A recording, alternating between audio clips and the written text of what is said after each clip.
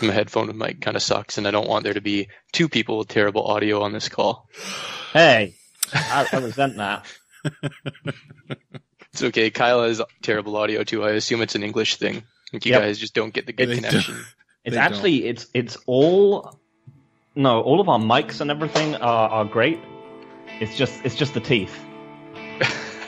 Just the teeth that causes the audio quality. Yeah. It's somehow the way that the sound gets filtered through our awful dental hygiene just sounds like shit.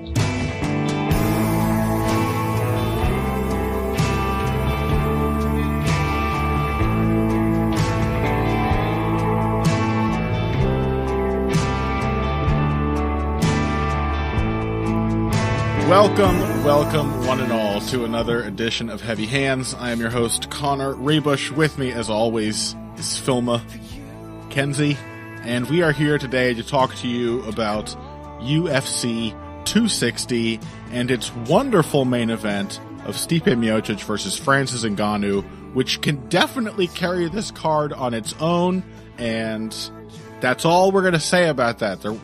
It wasn't a much stronger card with Volkanovski-Ortega on it, and now it's gone, and we just got finished crying and consoling each other. We're fine. UFC 260's fine. Let's talk about it. Yes? You know what other bout was scheduled for this card? What? Johnny Walker, Jimmy Crute. Oh, was it really? It really was. God fucking it's been moved to UFC 261. I've only really realized this now. This is a horrifying tragedy. I like how I'm getting a Skype sound coming through as our guest sends me a message. Is this being recorded? This doesn't seem like a professional podcast. Yes, this is the podcast. And the guest who just messaged me is Ryan Wagner, at long last of the Fight Site. And Ryan, how sad are you that Jimmy Crute is no longer on this card? Oh man, I'm devastated. I was so excited to see his lovely boxing. I wanted to see him double jabbing, using his jab to draw out counters, his beautiful body head combinations. I'm really going to miss that. How do you feel about the sort of, layered feinting, like the broken rhythm? He's just such a masterful striker, Jimmy Crute, whose fights you've definitely watched. Oh yeah, absolutely. I've caught in every fight. I've watched them 3 times. Sometimes It's my comfort food. Like whenever I'm feeling down, I just turn on a Jimmy Crute fight, just watch him using those lovely jabs, all the grappling stuff he does. Imanari rolls, beautiful chain wrestling. Can't get enough of it. It's rare that you get a fighter who's both like viscerally thrilling and intellectually stimulating to watch. I mean, I used to think someone like Volkanovski or Jan might be the best fighter in MMA, maybe Usman, until I discovered Jimmy Crute. Why are you laughing? No, I'm sorry. I'm looking at a different funny video. All right. Well, Ryan, it's been a long time coming, even though we don't have your favorite fighter, the mac and cheese of MMA fighters, your comfort food, Jimmy Crute. We do still have heavyweights, so hopefully that's good enough, right? Oh, hell yeah. All right, great. Let's do this. Also, we have Volkanovski versus Ortega on this card, right? Yes. Ooh. Don't tell him, Phil, don't tell him until segment 2. Don't tell him. Tell me what? Let's talk about Stipe Miocic. He's defending the title, which he just recently won back from Daniel Cormier, or rather won back and then defended again. Both two of the most intelligent and consistent performances we've ever seen at 265 pounds in the octagon. And now he's here to do another rematch, because this is what heavyweight is like, there's like 4 fighters who are just like too dumb to be bad at MMA, and they just sit at the top and continually earn themselves title shots. Enter Francis Ngannou, most devastating puncher in all of MMA, and literally that's it. Ryan? Yeah. What's different about this matchup from the first time? Because Francis Ngannou has, he's earned his way back with a 4-fight winning streak, which has amounted to about, maybe almost 3 minutes of cage time. So in the first fight, Ngannou did not throw any leg kicks. And in the fight since then, he's begun throwing leg kicks. You're right. I mean, to give a real answer, we really haven't seen enough of Ngannou to tell if he's in any way meaningfully different. He's added leg kicks. His style seems a little bit more bouncy. He was, I think, more flat-footed when he fought Stipe the first time, and now he's been lighter on his feet, kind of using the bouncing in and out stuff. I don't know if he actually uses it in a way that matters, though. Like, you would want to see him using the bouncing in and out to draw out attacks from Stipe and maybe counter them. He hasn't shown any of that. I think if there's going to be a big change, it'll probably be in his wrestling. We have seen very little of Ngannou's wrestling since that fight, but there were a couple points in the Kane fight and the Blades fight that kind of pointed to potential improvement there. In the first Stipe fight, he had some good ideas in regards to his takedown defense. He was trying to underhook, whizzer, frame off the head to block Stipe from getting into his hips a couple times. The execution was kind of horrible. He wasn't really able to deal with Stipe doing two things at once. So when he would frame off the head and then Stipe would catch an underhook, and instead of, like, if he would have his hand pushing Stipe's head away and the other hand trying to whizzer, and usually when you're in that position, it shouldn't be too difficult. You have pretty good leverage to crank hard on the whizzer, keep pushing the head away, and then pivot out. But he would just focus on the head and kind of do nothing with his whizzer, so Stipe could just run the underhook into a knee tap. His feet were an absolute mess when he was defending takedowns. Stipe would get into his shot, knock Ngannou off balance a little bit, and instead of trying to, like, take a moment to steady himself, push into Stipe to give counter pressure and give his feet back, Ngannou would just kind of run his feet backwards, let them get crossed, and take them out of position to defend.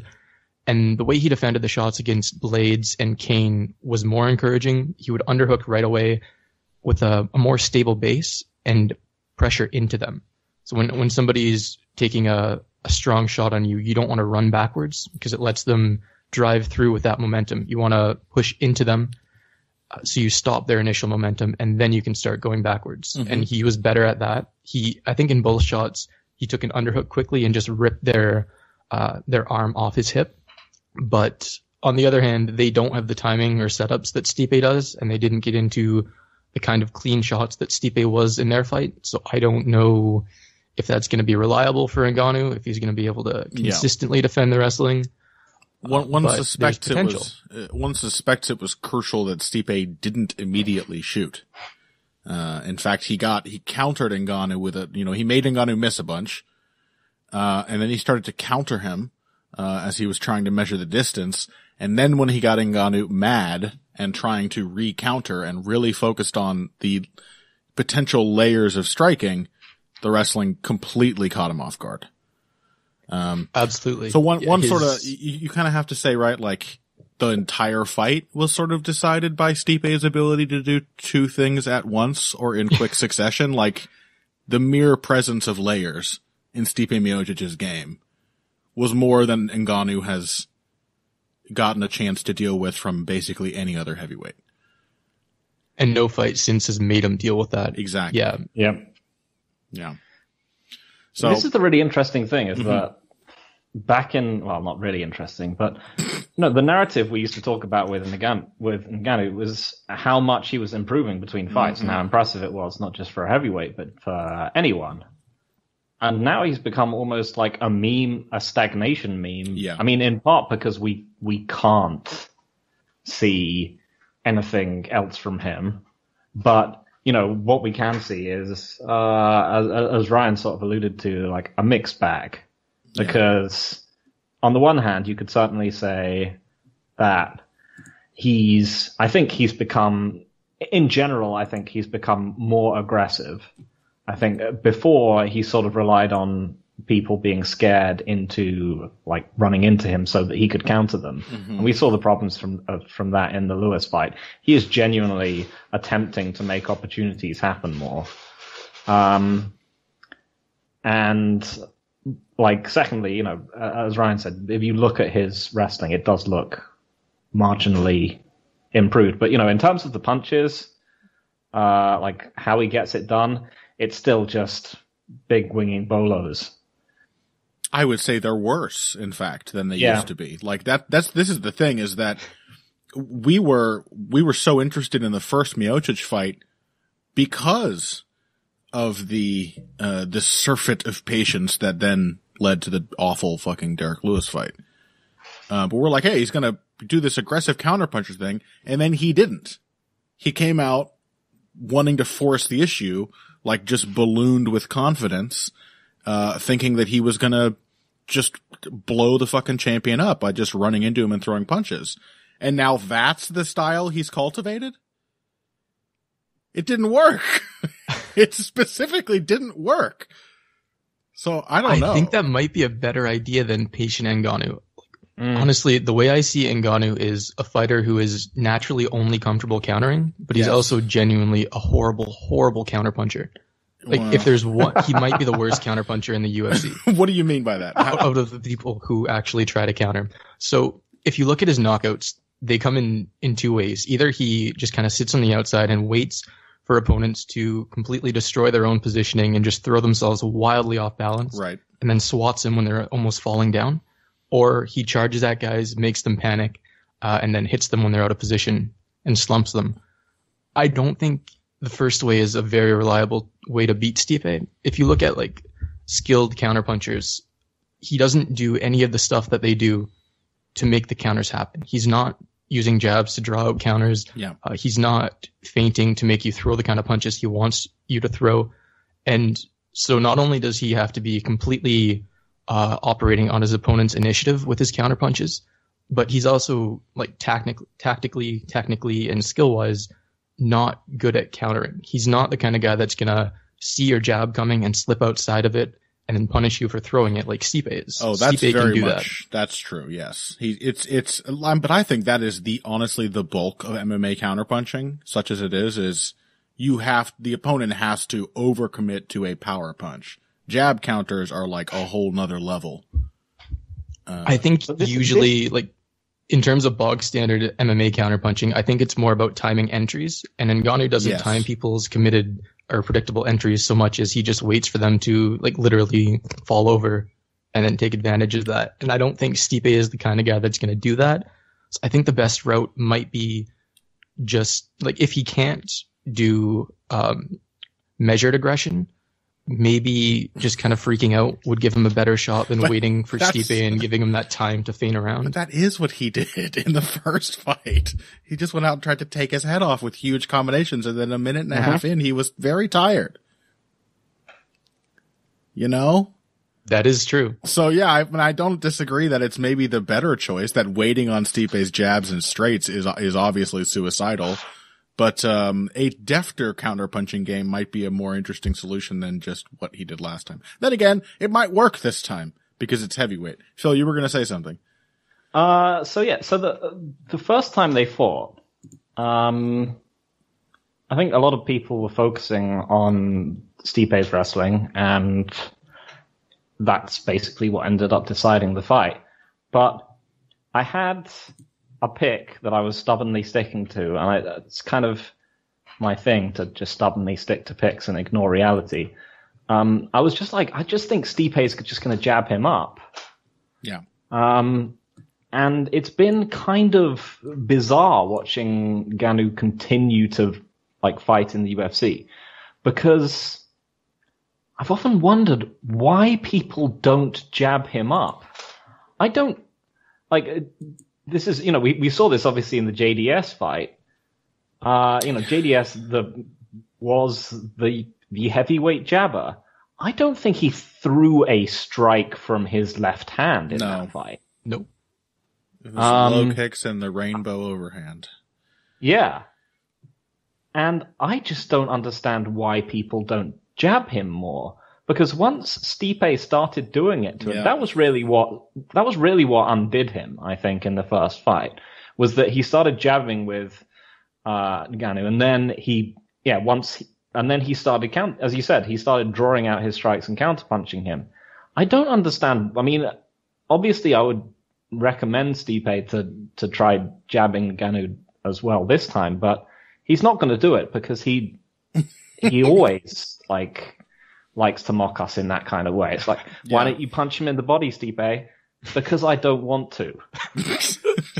Oh god, because I don't have to. Yeah, because he delights in upsetting us. Yes. So, I mean, I don't know. I mean, I cannot figure out. Is it because everyone is so scared of getting cross-countered by Ngannou that, like, they see him, like, loaded up, and they're just like, no, I'm not sticking my left hand in there. But everyone everyone refuses to jab him. I mean, I think what Ryan said about the MMA fighter conception of counterpunching, like what a counterpunching trigger is, I think that's true. Like, I think most fighters just think the range is what's dangerous. They don't think they don't think through it to the extent that they're like, he's waiting for the big committed shots, so I can in fact destroy those triggers utterly by stepping in with the non-committal jabs and just stinging him. They think, when I get into that range, he counters me, which like it paradoxically leads to performances like Junior's, right? Where he's like, I can't linger in that range, which instead of thinking, okay, then jab my way in, he thinks, I have to throw the hardest punch I can possibly throw so as not to waste the maybe just one opportunity I'll get to get in range. It's almost like everyone just assumes Ngannou will knock them out. And so attacking him is always a gamble. Yeah. But Stipe like has a basic boxing game. I don't know, Ryan, did you have there's an answer to that? Two main ideas I have in response to that. Mm-hmm. One, I think, is that we talked about Stipe being able to operate in layers earlier, and I think that's something that genuinely no other heavyweight can do in terms of their boxing. The impression I've always got from Junior is that his boxing is not very responsive. He has good ideas. He even has good setups, and some of his attacks play well off each other. But what Stipe has that he doesn't is that Stipe can throw a couple light jabs, not with the intention of landing, but just with the intention of busying his opponent and looking for what they're going to do to respond. So he can keep his eyes open and ready to respond while he's throwing those non-committal jabs. There was actually, real quick before you get to part two, there was actually a moment in his first fight with Ngannou where, in fact, several moments where I think what saved him from pressuring Ngannou was his willingness to just stick hands in Ngannou's face while retreating and while evading. Not even throwing punches. And basically no heavyweights do that, except for Stipe. Yeah. Please, go on. He can do that where he's coming in with non-committal jabs, but at the same time being able to respond to the threat you present. He's not using the jab to enter into a committed attack or to sting you. He's using it just to make you do something, and he's able to take your response. And either he doesn't have to counter it, he can just avoid it, and it still messes with your triggers. Whereas the impression I've got from JDS is that he builds all his setups on the outside. All his setups are about disguising the preliminary motion of his punches. So he has a bunch of attacks that look the same when they're starting. His body jab looks the same as the setup for his overhand. And when he's throwing a jab, I don't get the impression that he's the kind of fighter that can jab in and say, I'm just throwing these to make him respond, and then I'll get out or I'll counter or whatever. Right. When he jabs in, he wants to hit you with a hard jab, and then he wants to get out, and then he wants to use the threat of that jab to set up something else. But I don't think he has that kind of layered boxing game. No, I agree. He doesn't want you to throw. I mean, every time Junior Dos Santos counters someone, it's almost an accident. It's like he was literally forced into an exchange. Yeah. Do you have something else, Ryan? Were you? Yeah, the second thing I think is that, I can imagine why fighters don't want to take that risk of jabbing Ngannou or throwing light non-committal punches. Even his posture is super scary. He obviously hits hard. There's a very good reason to be afraid of committing to him, but it's this kind of thing you see from a lot of non-elite level fighters. Like, once you get into the elite levels of the lower divisions, people mostly move past this, but it's still a sticking point at light heavyweight and heavyweight where people will fight in an inoptimal way because they assume it minimizes risk when it doesn't really. So it's very natural to think that doing something like that, throwing non-committal jabs at Ngannou or getting close to him with the intention of feigning him out or not putting strong committed punches on him, is really dangerous because you're spending more time in range where he can hit you with a huge punch. You kind of want to be getting in and then immediately out. So I get why there's an instinct to throw something really hard, really quick, and then run away. Yeah. But it's kind of counterintuitive, but that really makes it more risky because you're putting yourself out of position, and that's when you can capitalize. Yeah. So sometimes you need to accept a higher risk in order to have a better chance of surviving down the stretch. The other thing is that the heavyweight sort of game is generally predicated around stand and punch or move backwards. A lot of Stipe's success in the first fight was that once, you know, the knockout that's going around Twitter at the moment, you know, the Rosenstrike one. I'm still watching just him bumbling forward and crushing Rosenstrike. You know, that's the two things. You know, one of the two things that could happen is people stand their ground and then he just trades with them until they die, or they run away and he mashes them against the fence and bumbles them into it until they die. Miocic was actually like circling out of combinations, which is another thing which is remarkably non-present in a lot of heavyweight MMA. So it's probably another reason why everyone seems so incredibly scared of initiating exchanges with him, because they're like, well, once I punch him, he's just going to charge me. And then what can I do? Yeah, the only response to being charged is to run straight backward. Yeah. Yeah.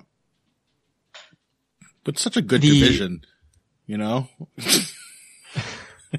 just the Rosenstrike knockout does my brain in. He made the wrong decision at like every single point and got away with it 3 times, and then he still got creamed. Yep.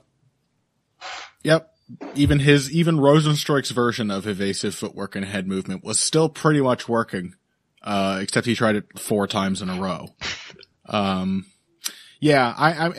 think we've pretty much hit all the marks here. Ryan, I really like your point about why people give Ngannou the kinds of fights which lead to these instant knockouts. I think you're spot on there. Like, I do think, there's this really counterintuitive gamble going on in people's heads where they think, it's Boss Rutan logic. Do you guys remember, like, there was this old video. Clothesline? No. There was this video of Boss Rutan talking about jabs, which I have mentioned on the show probably several times before, but where he's like, this is very early MMA, and he's trying to explain, you know, the differences between boxing and MMA, and in like that classic way that used to happen so much, where they'd be like, well, in MMA, you can't move your head because someone might hit you for doing that, which is not a threat in boxing. And Boss Rutan's explanation of why you don't jab, you do instead what he calls a straight left, is because the jab doesn't hurt enough. You can just walk right through it. So you have to throw a hard, committed left hand. And I really think this is still the logic of most MMA fighters, particularly in divisions like heavyweight where the consequences are so dire, is like, doing anything is risky, so I have to do the most impactful thing I can do.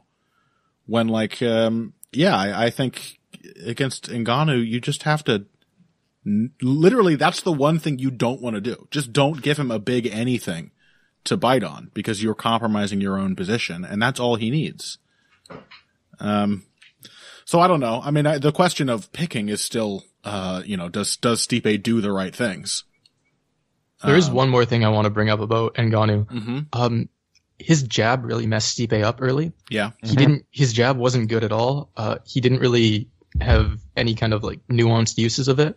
But when he was flashing the jab in Stipe's face before he was throwing, he was able to really mess with his defensive reactions.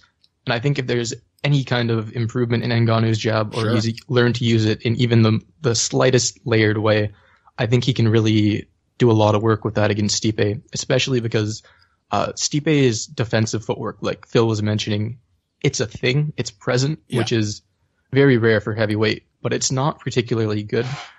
When he's kind of all defense or all offense, where when he's throwing on the lead, he loses his feet when he throws the right hand.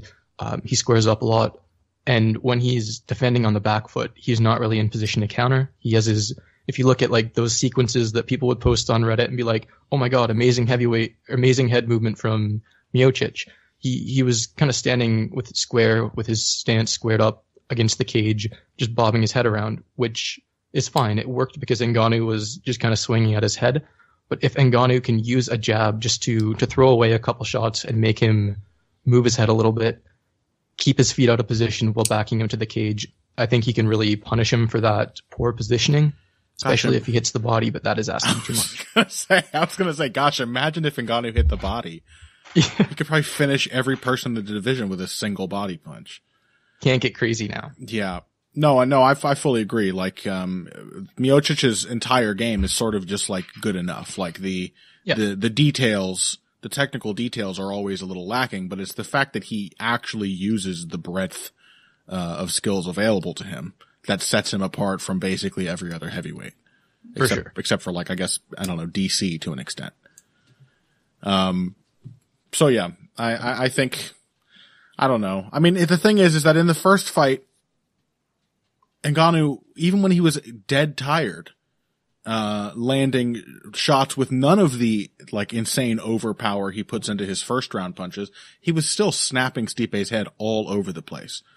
So, I mean, he's the kind of fighter where even against like the only smart heavyweight, he might just win. Yeah.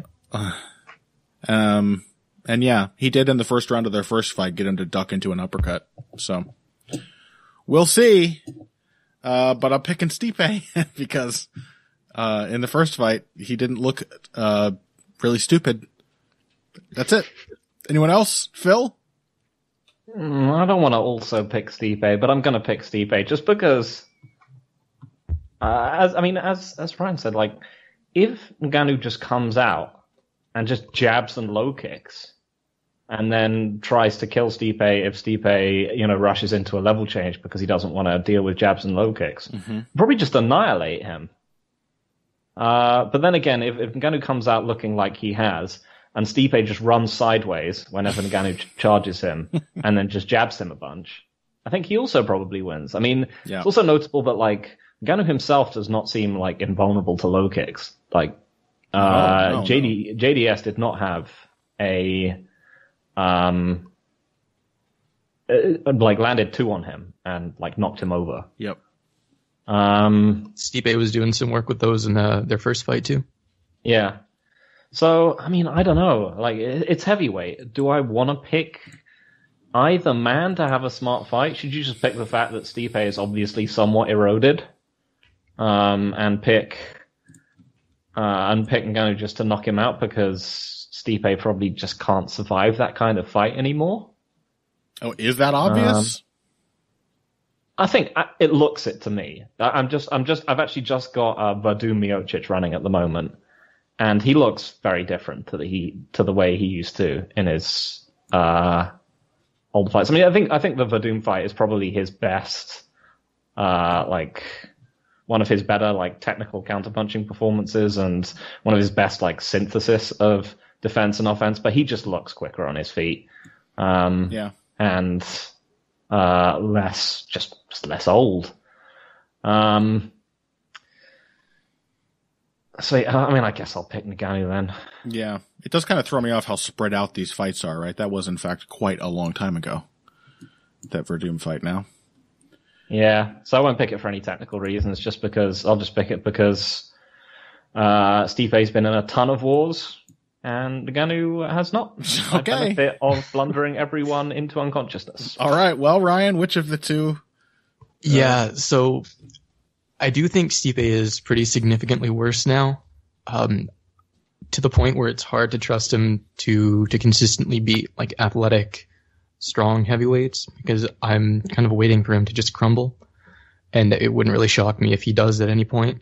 But I've seen Stipe fight the fight that he needs to in order to beat Ngannou. He has the feints and the kind of nuance on the outside to disturb his triggers and prevent Ngannou from just blowing him over on the counter. He has the basic footwork and defense to probably avoid getting swarmed. And he also, I think another key for Stipe is that he's capable of getting Ngannou's respect. He was landing pretty strong counters in their first fight, even though Ngannou's jab was giving him trouble at the beginning when he actually threw it. Stipe later figured out that the jab was followed up by an immediate right hand every single time, and that Ngannou couldn't change that pattern up, and he would just start blasting him after he threw the jab. He would parry or slip it, and then when Ngannou went to try and throw the uppercut that he expected Stipe to duck into, Stipe would hit him with the right hand. So I think that ability to counter Ngannou and get his respect is really key to avoid getting like Rosenstrucked. And Stipe isn't the kind of guy that will try to throw like some little inside leg kick on the counter when Ngannou is charging at him. I think he'll be smart enough to focus on defense and getting out of the way, or try and land a right hand counter, which is the kind of thing you want to do to stop Ngannou in his tracks. And yeah, I just haven't seen Ngannou fight to do the kind of things that I think he needs to beat Stipe. There's every chance that he actually has gotten better, and he just hasn't needed to show it in the like 3 minutes of fight time he's had since that fight. Oh, I guess there was the Lewis one too. I just kind of repressed that. I'm doubtful myself, whether he's gotten better. I think you have to, I don't know. If he'd gotten better, why hasn't he shown us? Yeah, I can't expect it. And that's why I have to go with Stipe. Yep. Although, like, I'm really flipping a coin here. I have no confidence in this, and I would not be shocked if Ngannou just knocks him out. It's heavyweight. Stipe's old. Yeah. And he's still heavyweight. So, Yeah. I think the one outcome which does get discounted as a possibility is that Stipe knocks him out. It does seem to be still, could happen. as there was in the first fight, just this narrative of like, well, can Stipe out wrestle him, or will Ngannou knock him out? Like, I think there's a solid chance that Stipe can knock him out, because he is a huge puncher. As you mentioned, like that, the counter that he landed, like the pull counter after Ngannou's jab, like really hurt him really badly. And then Ngannou like turned Stipe into a bobblehead with like the worst counter punch of all time, which is, I think, I don't know. I think Stipe will turn to the wrestling again, probably. The two in combination seems to be the most effective. Okay, well, that's enough. Somehow we got half an hour of analysis on this fight, so we're going to have to move on after this to Tyron Woodley versus Vicente Luque, our new co-main event, and Sean O'Malley versus Tomas Almeida, and I think that'll be all the UFC. What? No. So, hold on, Ryan. Just, the break will be quick. We'll be right back. Hey everybody, thanks for listening to this week's Heavy Hands. If you like what you hear, please consider pledging to support the podcast on Patreon. Patreon is basically continuous crowdfunding. You sign up to contribute a certain amount per month to help us with production costs and the like, and in return you get rewards ranging from a mention on the Heavy Hands website to a question or topic of your choice being discussed on the show. We have a lot more in the works to reward you for your help, and we appreciate every contribution. No amount is too small. Just head over to patreon.com and find how you can help out the only show dedicated to the finer points of face punching. Now let's get back to it. Really good job keeping the bit going there, Ryan. Yeah, no, that was very good. I'm like Stipe with bits, like I'll do the right technique and then I'll kind of forget like 2 minutes later. Well, should we just continue? Yeah, man, these are bleak fights to discuss. Yes. Yeah. Why did we bring you on for this one, Ryan? Volkanovski was supposed to fight. I was gonna say nice things about him and Ortega, but now everyone's gonna think I'm an asshole. No. Like, wow, you hate all the heavyweights and you hate Woodley. Well, they deserve it. I mean, it's kind of true. I am a bit of an asshole. Yeah. But well, we can always bring you back for whenever. Have they actually been rescheduled yet? Have they? Not to my knowledge. They just said it's rescheduled for a future event. Yeah. Yeah. Yeah. It's the new canned response. Okay. Well, let's continue then. Let's do it. We appreciate having you here anyway, Ryan. You're very insightful, and it's good I'm to have you. glad I can wallow in misery with you guys. Yeah. Truly very insightful. Good to have you for these miserable fucking fights. And with that, we're back. Welcome back to Heavy Hands. Ryan Wagner is still with us, and he's going to tell us all about Tyron Woodley versus Vicente Luque, which is our new co-main event. Sorry, what? Wasn't there, Volkanovski and Ortega were supposed to... I know you were very excited, Ryan. I know you only really agreed to come on the show under the pretense that you would get to talk about two of the best featherweights on the planet right now. That is true. I was very much looking forward to that. I still am, in fact, Yeah. unless there's... But they've just been moved to the first prelim. So we're going in reverse chronological order here. We'll talk about them later. You tricked me into talking about heavyweights. Yeah, well, it's fine. We will still get to them. They're still on the card. We're going to talk about that at the end of the show, or possibly after. All right, I can grin and bear it until we get to Volkanovski-Ortega. Okay, good. We really narrowly averted a disaster there, Phil. Okay, well, Ryan, tell me about Tyron Woodley then, and why he's going to lose to another pressure fighter. Yeah, so what to say about Woodley? I think the biggest thing to take away from Woodley's recent fights is that he has a really, really narrow margin of victory. Yeah. So obviously his big thing is right hand counters, and kind of like I was saying with Ngannou, he doesn't use a lot of the tactics that you see most elite counterpunchers use in order to make their game work. So if your game relies on countering your opponent's punches, you really want to have some kind of process around convincing them to throw the punches you want to counter. A lot of guys will use pressure. You see guys like Chad Mendes and Rumble Johnson. If you can pressure your opponent, force them back to the cage, you can take away their time and space, remove their ability to use carefully crafted setups, and force them to panic punch. Mm-hmm. And you can draw poor punches out of them to counter. Woodley doesn't feel comfortable pressuring consistently and never really has. Even at his height, he's only really pressured in bursts, and now he's getting more and more hesitant to really throw any volume. But even more than that, he doesn't really use feints or drawing shots well, so he won't. He uses feints to set up his punches on the lead, but I haven't really seen much of an ability from him to feint guys into punching at him to set up his own counters. Yeah. And he doesn't use any of those like light drawing jabs that a lot of guys will use to prompt punches they can counter. So increasingly, as his careers went on and his physical advantages have dwindled, he's gotten older. I think his cardio's gotten worse, so he's hesitant to pressure and throw more volume. Yeah. He's become a lot more one note. And his confidence is shot because people have figured it out, and he knows they've figured it out. Sure. I would also add to that, another thing that's, in addition to drawing the openings you want, being more proactive as a counterpuncher, you also want your defense to connect to your counterpunching. You want your defense to lead to offensive opportunities. And, I have often, praised Tyron Woodley as a defensive fighter. I don't think he's actually that bad by MMA standards. Pretty good at picking off punches as they come in. He's very active with his hands. But when he's using his hands to defend and paw and parry at punches, he can't punch. Right. He could have developed, sort of a little skipping stone type counters where he can pat a shot down and then come over the top with a quick punch. But that doesn't feed into the way that he punches, which is Ngannou-esque, shall we say.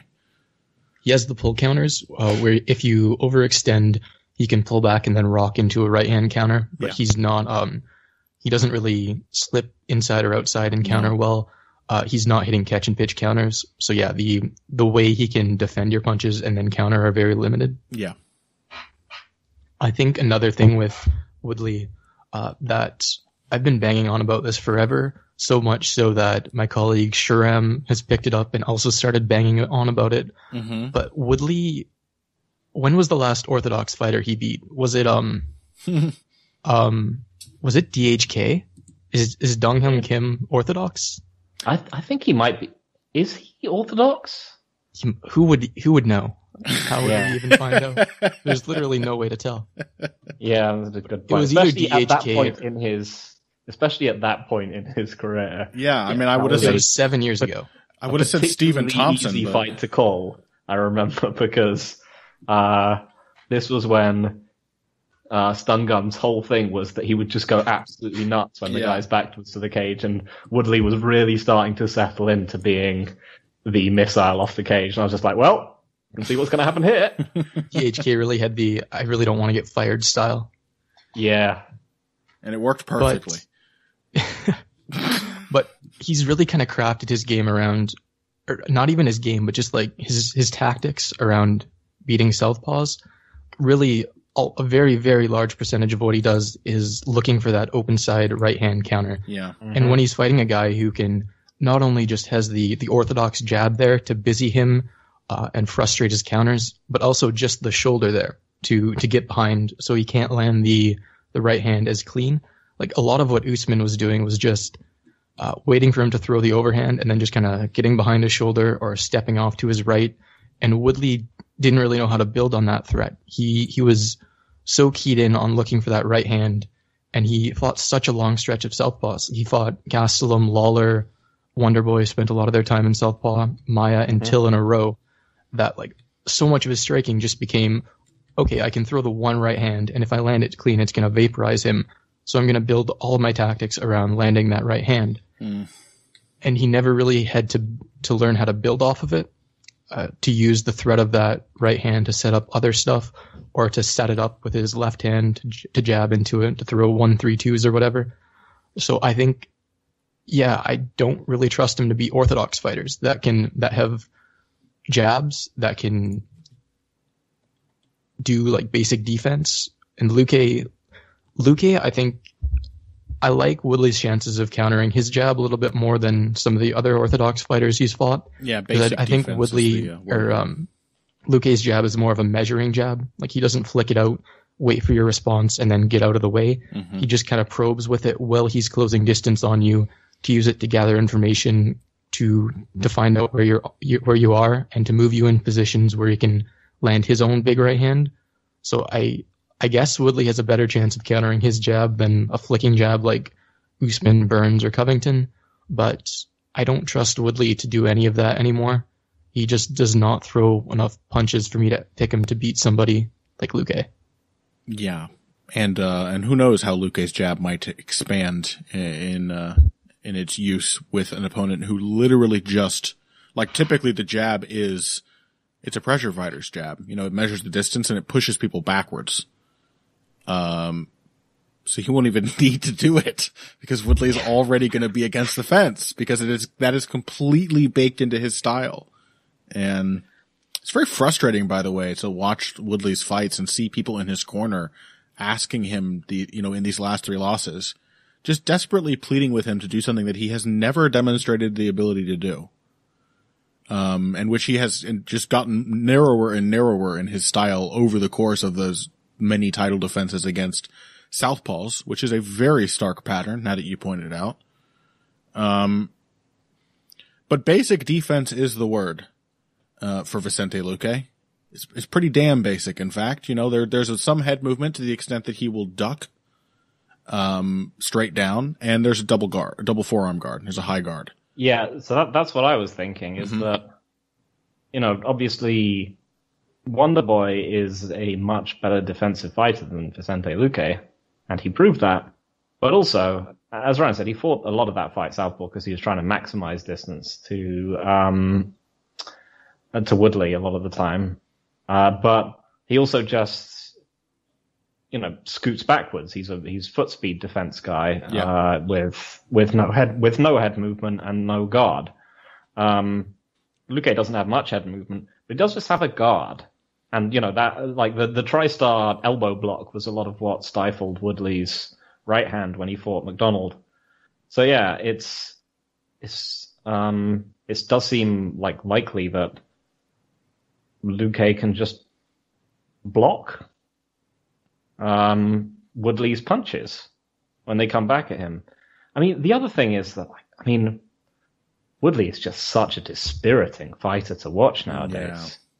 I mean, so before the Usman fight, we talked about, the big possibility that Woodley could just crack Usman with a huge counter when he came in, because Usman isn't a particularly tremendous, defensive fighter, right? Yep. And that wasn't wrong. Burns was able to do exactly that and hurt him really badly. Yep. But Woodley just hasn't done anything. He doesn't have the confidence. One of his last 15 rounds that he's fought. Yeah. He hasn't hurt anyone. He's lost every single round incredibly soundly. Yeah. He came out and Burns hurt him with a big right hand. I don't know how anyone can expect him to win fights at this point. Yeah. He really has reached that kind of, I think he's reached one of those kind of Rashad or Henan Barao kind of levels where you're just like, I don't know I can't expect this guy to beat like upper level competition or even like mid-level competition, really. Yeah. Yeah. I mean, he's just been a punching bag. He has no confidence, and I think it's always a two-way street with like the psychology and technique, right? Like one affects the other and vice versa. And I think it is very much tied to what Ryan pointed out, that Woodley doesn't have a proactive element to his game. So like he's being told by his corner to go out there and like be aggressive and push the pace. It's like he doesn't have it. He's a full power when he does commit kind of fighter, and has been for years and years and years, if not for the bulk of his entire career. He doesn't have a jab. He doesn't feint very much. And when he does these things, he doesn't use them to create opportunities. He waits for you to screw up. That's his whole game. And when people come in, even when they're screwing up, they just do it confidently now. That's all you need to completely overwhelm him. So I was even thinking of the angle, when I mentioned Luque's high guard, like maybe, his reliance on that means Woodley can get in more counters. He's going to have somebody who comes in standing in front of him, not doing what Rory McDonald did, not like presenting a narrow target and looking to deflect the right hand, but literally like squaring up and trying to absorb it with a block. Maybe that's an opportunity, but is it going to lead to him winning the fight? Probably not, because Luque is going to get hit and then hit back. And he's been in plenty of wars. Like we know Luque can take some pushback and still keep pressing his game plan. So yeah, you have to pick Luque at this point. So Luque has an absolutely incredible chin. Yeah, that's kind of what I was getting at. This is like Woodley hit Burns with clean shots. Yeah. And we've seen since that Burns is not the most unhurtable fighter in the world, and we've seen it beforehand as well. Mm-hmm. And so you got to ask, like, is Woodley even like hitting that hard anymore? And if he's not the hardest hitting welterweight on the planet, then what is he? The saddest welterweight on the planet? I mean, yeah, definitely building towards that. Yeah, he's raccoon food. That's it. Yep.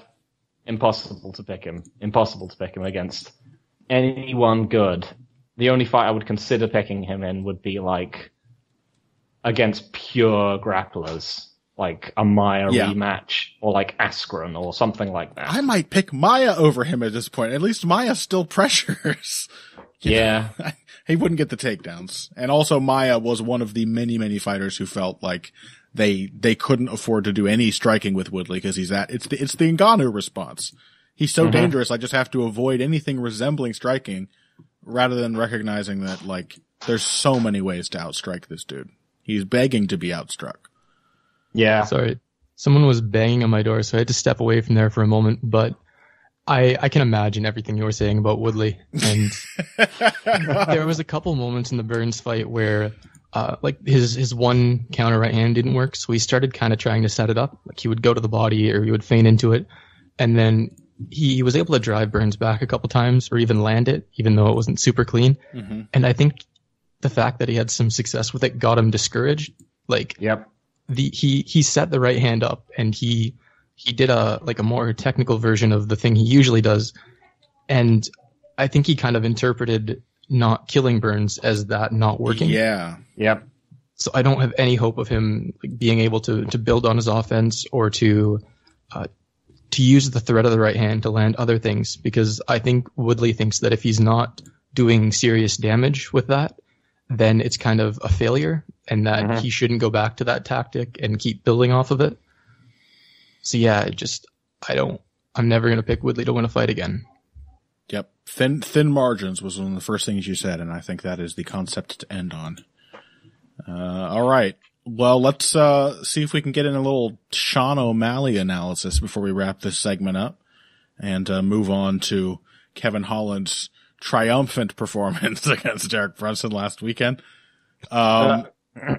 Yes, what, Phil? Something? Yes. Sean O'Malley. You know what, Ryan, I'm going to let you take it away because otherwise I can feel already my brain is demanding that I start talking shit about Sean O'Malley. And I don't want this to just be about how I don't like him personally. As a fighter, I mean, aside from being very injury prone, at an alarming rate for such a young guy, what do you make of him? How much of a veneer is the Sean O'Malley confidence that has carried him through so many fights? He has the kind of legs that everybody thought John Jones had. Yeah, right. They're literally as fragile as they look, apparently. But in terms of the kind of fighter he is, I think he's quite good, but a lot of what he does is, as you pointed out, kind of smoke and mirrors. His footwork in broad strokes, it's quite good. He knows what he wants to be doing with it. He knows he wants to hit those hop step counters. He wants to keep you on the outside.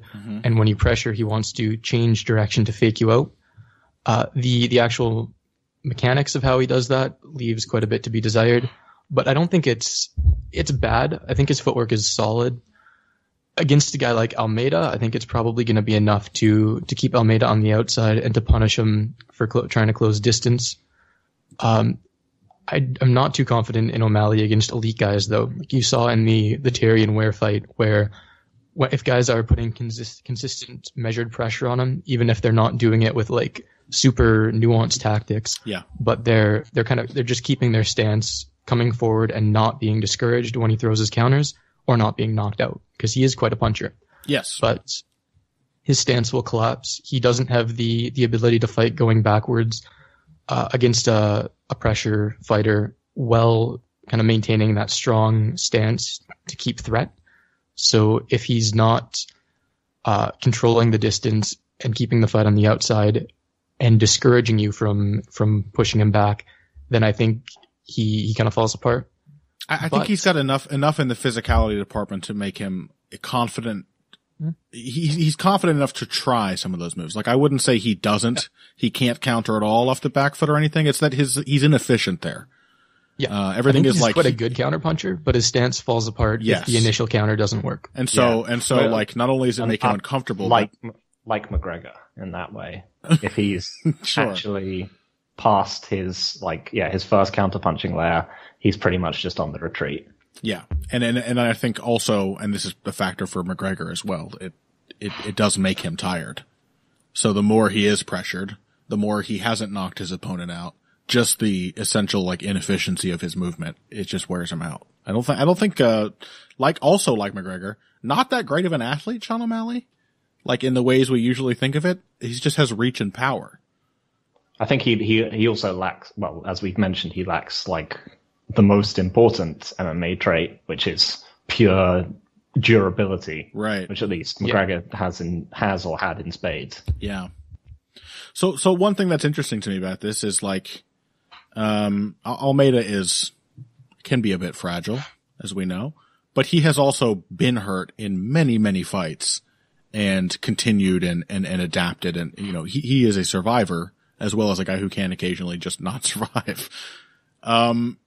So like, I have no doubt that O'Malley's going to keep him at bay, effectively in the first round. I have no doubt that he's going to pressure him and draw out some predictable punches and counter him and probably hurt Almeida.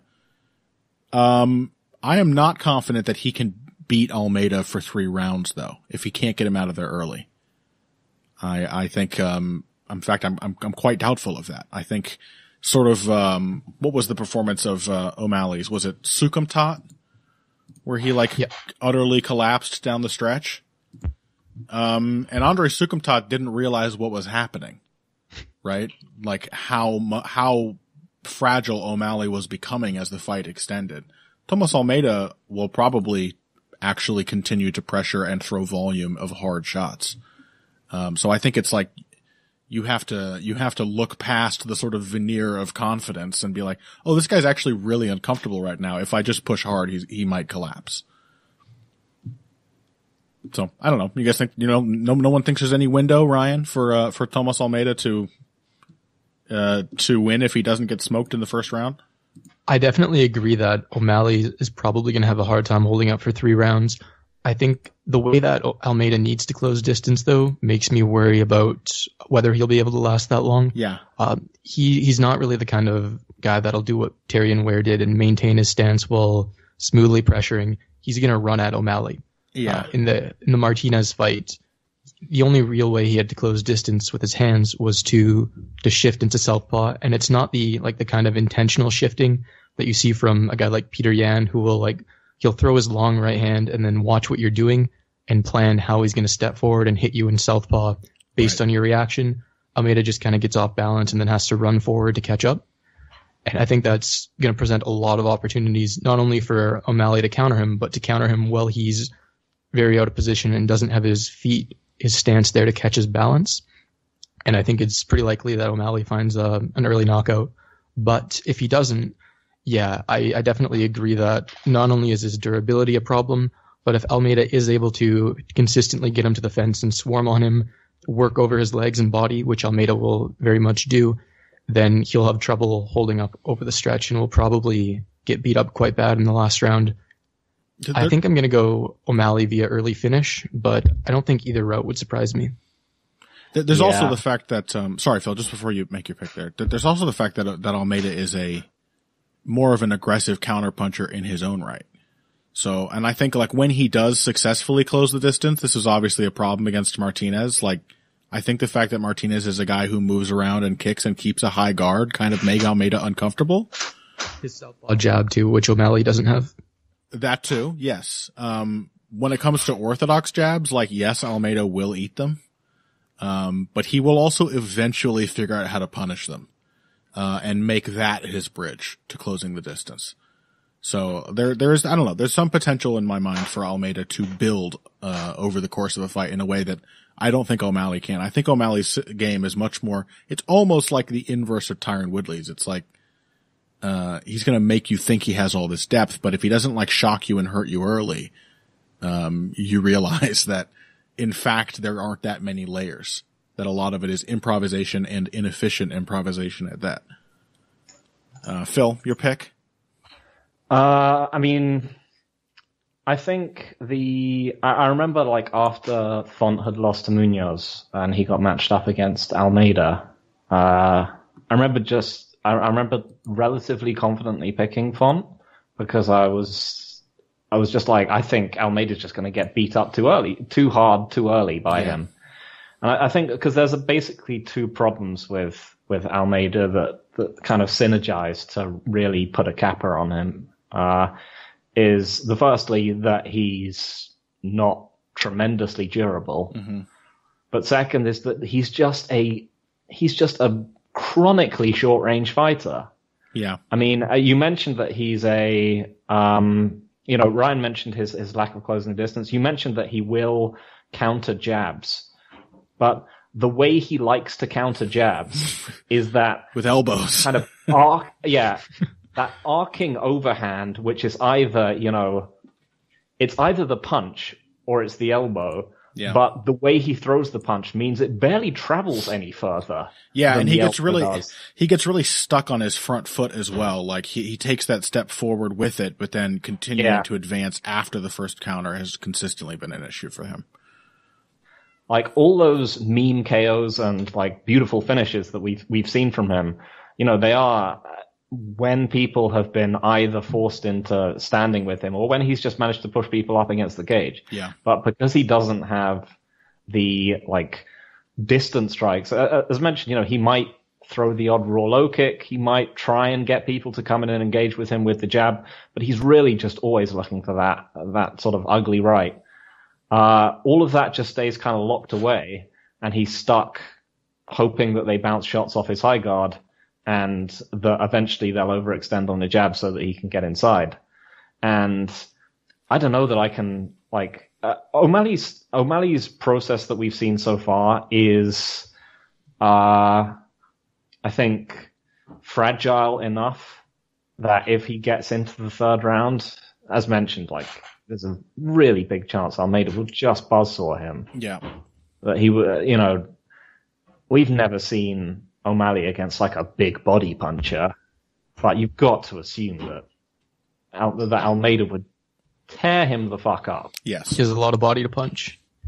Yep. He does, and a lot of leg to kick. Yep. Yeah, a lot of real estate to work with there. Mm-hmm.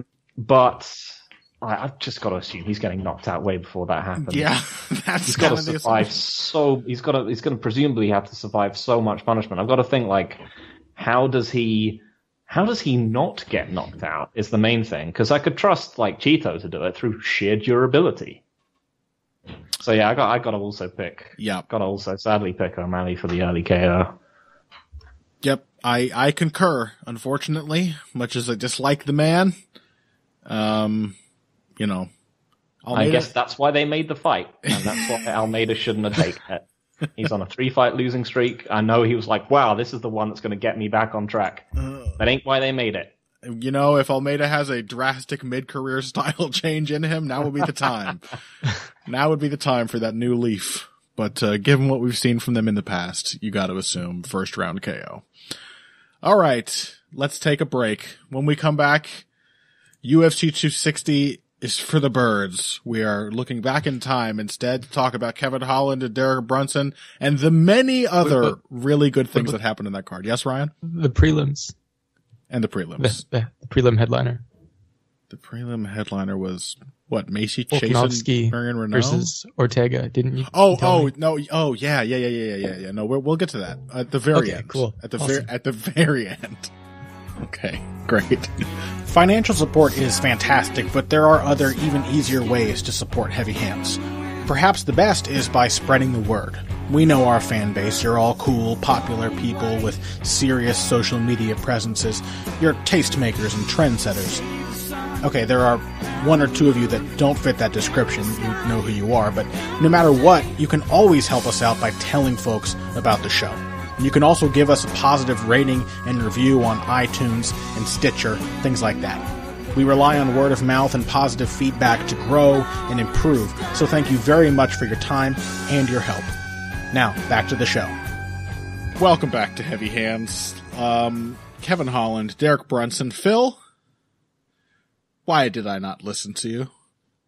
Was it because you believed in your heart? Yeah, that really, I mean, I think I made it quite clear. Did I make it clear enough that the entire basis of my pick was just hoping it would happen? Unfortunately,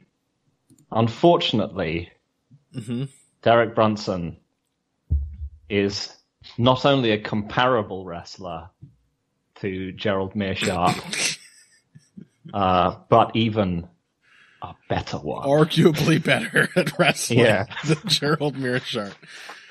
Yeah, I mean, this is one of those fights where you see one round and you get it. You know? You know what really, like, is the icing on the cake there? Is that first round, the one which arguably, destroyed Kevin Holland's chances the most? It was a slip. He didn't even get taken down. Yeah. He might even have seriously had the chance to, like, start lighting Brunson up and panicking him if that hadn't happened, because he certainly did it in the rest of the fight. Yeah, he kind of even had a moment, because he stuffed, I think, Brunson's first takedown attempt in round 2, or at least beat him in the clinch, which is something that we were, in our hoping against hope, thinking like, yeah, maybe that's a phase where he can have some success.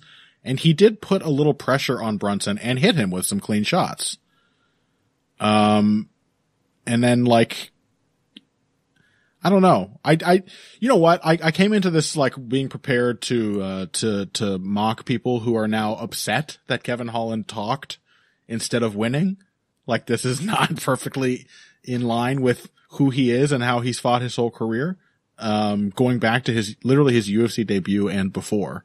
But that debut against Thiago Santos was like the performance that made me fall in love with Kevin Holland, and all he did was lose and talk the whole time.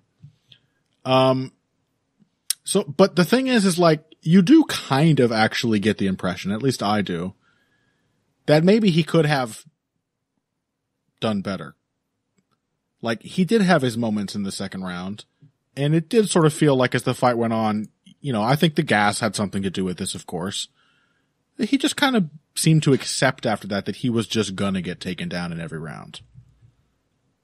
No? Am I crazy for that? I mean, a little bit. Yeah, I mean, because he was going to get taken down every round. Of course. But to make the most of the moments when he wasn't already taken down, I feel like he could have done a slightly better job of that. Yeah, I mean, the main thing is that he really just... is that the things that he had success with were just luring him in. Which is that he was able to land plenty of clean right hands on Brunson. Yeah. And then he was like, well, I just need to keep doing this. And that was a mistake. Yeah. Like the parts where he really badly hurt Brunson, as he did in the second round, which, you know, I mean, you could argue he won on damage. He, as I think the commentators might have said, he hit Brunson a whole bunch, and Brunson didn't really land much from top position. Yeah. But, you know, it was luring him in, because he just kept falling into big right hands after that until they were both knackered. Yeah, and I think that probably ties into the southpaw thing that you were very wise to mention last week. You know, and also us discussing the approach he had taken to the last notable southpaw he fought, being Jeff Neal, was wild lunging right hands. And, God damn it, just hit Derek Brunson with your jab. His chin is right there. It's so high in the air. Yeah. I mean, I think that what this really brought home to me,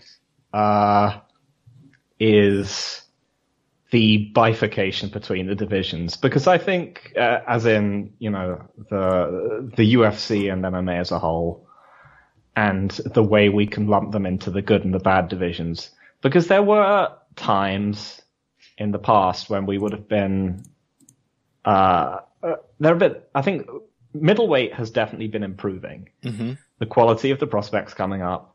You know, it's got a great technician like Adesanya as the champion. It's got Robert Whittaker. It's had Yoel Romero, even though he's in Bellator now. You know, all these kind of great talents. And there's been like a temptation to think that maybe middleweight might, you know, be more worthy of being lumped in with the good divisions. Mm-hmm. And no. Yeah. This isn't what a gatekeeper fight in good divisions looks like. No. I think middleweight is like flyweight's stupid cousin, where like middleweight has great depth at the top. The handful of top fighters are very good, but when you step down from them, the division just gets yikes. Yeah. Whereas flyweight is kind of like the other side to that. The very elite doesn't really strike me as like belonging there in the conversation with bantamweight, featherweight, and lightweight, even welterweight. But the division actually has quite a bit of depth. Like the guys, if you look at the number 14 ranked fighter, he's pretty good. Like not elite, but he knows what he's doing. He has a game. So I think they're kind of like the opposite side of the coin, where neither is really quite a good division, but they both have like the two halves. Like they both have one of the halves that makes a good division. Yep. Yeah, I think that may be all there is really worth saying about the fight. I mean, it was basically one-way traffic, aside from like one extended good moment. I mean, I guess what about Holland's incredible offensive wrestling? That's something you called out. I was just going to bring that up, actually. Yeah, you said maybe Kevin Holland has a second wind in him, and I was very dubious because in other times when he's looked gassed out, it really sort of has been the end of things, because I think he's a noodly person even when he's fresh. Yeah. And like tired noodles are not powerful noodles. Mm-hmm. But no, you were correct. He does have a second win. And he used it to take Brunson down. Yeah. I mean, I found myself watching that and thinking, if Kevin Holland had the devastating top game of Neil Magny, thinking of this with absolutely no irony whatsoever. Sure. If Kevin Holland had the devastating top game of Neil Magny, he would probably finish Derek Brunson right now. You know? That's not... I think he was about to like cave his face in with elbows, but he used up the last little bit of his energy to scream about how he took Brunson down. Yeah. Mm-hmm. Yeah, he also at one point entertained the notion of picking Brunson up in guard and slamming him. Like this was... I mean, he did that, yeah. This was the thought process of Kevin Holland. So I love to learn I just like this being the way that we learn that Kevin Holland does in fact have a second wind in him. This is what he uses it for. Wonderful. So it was one of those ones where, I mean, you really saw the limits, I think, we've already seen the limits of Kevin Holland. I mean, realistically, we knew that he was going to have to win a crazy mean KO to get this. And that was still, like, entirely possible for this to happen, because it's Derek Brunson. Yeah. But, like, we also saw the limits of, like, Calm Brunson. Yeah. That he's still incredibly hittable. That he might be able to keep his gas tank going for 5 rounds, but only sort of in reasonably like one-way traffic. I mean, he's called out Paulo Costa, and that seems like a very hard matchup for him. I think he should honestly try and wait for Jack Hermansson, whatever happens between him and Shabazian, because Derek Brunson is a southpaw, and Derek Brunson can wrestle. And even though I still don't know whether I'd pick him over Hermansson over 5 rounds, that's still, I think, the most winnable matchup for Brunson towards the top of the division. Sure. I don't know, man. He's a southpaw. Yeah. I think he could beat that Swedish guy? Danish? I don't remember. Yeah, but the only thing is that Hermansson is incredibly gritty and would get very mad over rounds 4 and 5 and would just start throwing a lot. That's true. Yep. Well, I don't know. Way to go, Kevin. You know, the thing, Kevin Holland has talked about this, is now talking about going to 170. Just get better at wrestling. You don't need to be bigger. Just don't 170, the division that's filled with wrestlers. Yes. The historically most wrestler-filled division. Insane. Just get better at wrestling in this division where, like, there are only 3 wrestlers. Yeah, this is one of those things where I do think this is like a persistent thing you see in MMA, is like fighters are always looking for some kind of career adjustment to solve some problem. The answer is almost never in the mind of the fighter to just get better, at the thing, that's troubling you. And, this is the same, like we were talking before about, the limits of like MMA technique in the mind of Boss Rutan. Like, you can't do head movement, can't do that. The answer to all of these things is to just get better. When Holland was yelling at Khabib to give him wrestling advice, I think Khabib said something like strong hips, which is basically learn to wrestle. Yes. Khabib's advice was essentially get good. You just need to learn wrestling technique. There's a system of techniques for wrestling that Kevin Holland does not have. But those things can be learned. They're taught to people all the time. So, don't get skinnier, Kevin. Just get better. All right. Yes, Phil, before we move on. Yoel Romero never actually took Brunson down, did he? Nope, I don't think so. I don't believe Okay, so we know who the better offensive wrestler is between him and Kevin Holland. So Kevin Holland would probably beat Yoel Romero, now that I think about it. That would be an incredibly hilarious fight, I'm not going to lie. It would. I don't know if it would be good. I think they would if Kevin Holland would survive it, then it would be very I think they would literally just have a conversation. Anything else from this card? We had Adrian Yanez. I still don't entirely trust this guy. I don't know. I just think there's a lot of posturing, and not all that much depth. I think he has this is sort of the theme of this card, I guess, is people scaring their opponents into not actually probing the depths of their games, and just engaging them in that first layer. You guys have any thoughts on Yanez? No. Brian? No. I thought he looked okay. Yeah, he's obviously, he's got power. He has some boxing technique.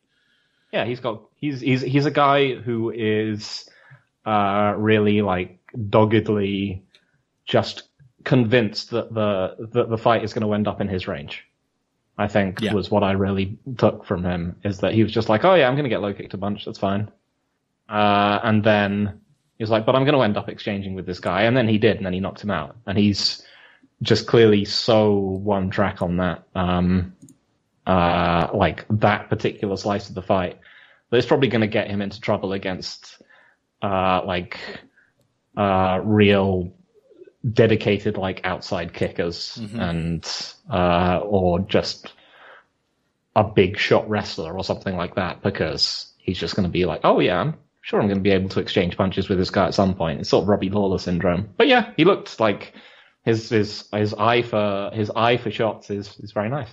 Mm-hmm. Or even, like, again, just somebody who's confident with their jab and movement. I think he can absolutely be outboxed in the octagon. It's just has to be the right approach. Leonardo Santos, age finally came for him. That's another story of this card. Bruno Silva landed probably the prettiest punch of the entire evening. Did you guys catch that one? The curtain jerker? I did see that one. That was nice. Really nice right hands in that from Bruno Silva. I wanted, Ryan, do you have any thoughts on the footwork, the setups for those shots? I thought I don't know. I just thought that he found such beautiful angles, to make. I only caught the GIF on Twitter, but they were really nice cross counters. Mm-hmm. Didn't that guy's wife spend her whole fight with her head stuffed in that chick's armpit? Yep. Yep. JP Bays and his wife Cheyenne. It's a rough night for them, man. Yes, it was. Yeah, even though Bays did have his moments in that fight, I thought the cross counters were really nicely set up. There was a little pull, just to make sure that Bays was overextending on the jab. And what I loved about it is how little, Silva actually adjusted his feet to make it work. He would, Bays was trying to do pivot jabs, but in the sort of like thoughtless way when you're first taught the technique and you see other people stepping and turning as they jab, and so you just kind of start doing it. Like, this is how you jab. By like just moving his head back just enough to make Bays overcommit, Silva got him essentially turning himself side on in range, which is not the purpose of a pivot. The pivot is to get out from in front of your opponent. And so, yeah, I just thought he did a really great job of essentially turning Bays' like thoughtless pivots, into a liability, with just the right amount of very minimal footwork. Really pretty stuff. And that's it. I was also thinking, cause last week was a card where there was like a meaningful fight cancelled, unlike this one. Yeah. I was just curious, like, who were you picking between Gillespie and Riddell, Ryan? Because that was a real two-true outcome. Yeah, I hadn't thought in too much depth about the fight, but I would have gone with Gillespie, rather. Riddell has, like, he's decent with his cage wrestling. He knows that he needs to fight grips, whizzer, and all that, but I don't see him being able to deal with someone who has the athleticism and urgency and aggressiveness of Gillespie. Like, when he's just on the leg, relentlessly chaining takedowns, I don't think Riddell has the depth to keep up with that. So I think Gillespie was just going to kind of sit on him. That was pretty because that was a real weird one for the both of us. And I think both of us kind of looked at it and were like, oh yeah, Brad Riddell. And then we thought about it and we were like, can I get Gillespie? Mm-hmm. Yeah. Well, but yeah, still an exciting, I hope that one does get remade. Agreed. I think it's a very interesting matchup. And that'll do it for this week's Heavy Hands. We're gonna bonus episode for Volkanovski-Ortega. Bonus episode. Okay. Connor, quickly. What? Before he realizes. Hello? just gonna hang up on Ryan at the end of the show so he can't freak out. I can still hear you. Ryan, where can people find you on social media? I'm on Twitter under Ryan A. Wag MMA, Ryan A. WAG, and if you're not really feeling the UFC 260 like we kind of aren't, I'd suggest checking out ACA 120 on, I think it's the 26th of March. Felipe Froez is fighting Frodo Haspulayev. Froez is kind of like basically Renan Barão without the athleticism, and Haspulayev is a really cool sambo transition fighter. So that's going to be a really fun fight. I actually love Frodo Haspulayev. Yeah. Both for his fighting style and his hairiness. He's a legend. Most hairy fighters are just like meme guys too. They aren't like good, but Frodo is good. He is. He's good, but also weird enough to be novel and interesting. Oh yeah. And hairy. Very, very hairy. Very hairy. He is exceptionally hairy. Phil, have you anything to plug this week? I do not, unfortunately. Okay, well, find Phil. Well, actually, no. I'm going to be. Of course, I do. I'm going to be writing the exciting preview for Ngannou Miocic, where I'm going to have to basically do what I did on this episode, which is talk about all the problems that Ngannou has, and then just be like, "Well, Stipe old" at the end. Look forward to that. It'll be just that entertaining, no more, no less. But there's also another guy there who writes alongside Phil. Find that on bloodyelbow.com, where you can also find my articles if I had any right now. I am still considering doing some kind of Marvin Hagler piece, but I'm also in the midst of working on scouting reports and shit, so I'm not going to promise any of that at the moment. Instead, we'll just be looking forward to next week's episode, when we will be talking about not only what happened at UFC 260, but looking forward to Darren Till versus Marvin Vettori. Yay. Hey, and there's Arnold Allen, Sadiq Youssef. That sounds pretty fire. Ooh, I like that. Sounds good. Yeah, that's a good one. All right. Well, Nina Ansaroff, Mackenzie Dern. Okay. All right. We'll be talking about before that. we go, if you guys enjoyed hearing my thoughts and want to hear more along those lines, check out patreon.com/thefightsite. You can sign up for custom articles, custom podcasts, and of course, keep your eyes peeled for the bonus episode of Heavy Hands, where we go really in depth on the upcoming Volkanovski versus Brian Ortega fight, the most interesting fight happening this weekend. Pumped to talk about that with you guys. It's going to be great. So exciting. If you came here today for the finer points of face punching, you came to the right place. This has been Heavy Hands.